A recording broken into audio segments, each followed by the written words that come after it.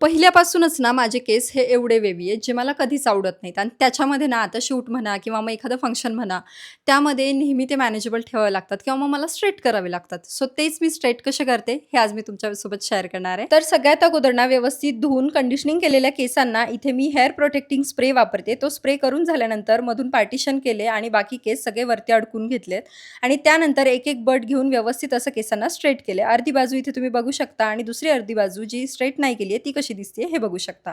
संपूर्ण केस स्ट्रेट करून झाल्याच्या नंतर असा काहीसा लूक दिसतोय आणि असेच केस मला तर खरं तर जास्त आवडतात.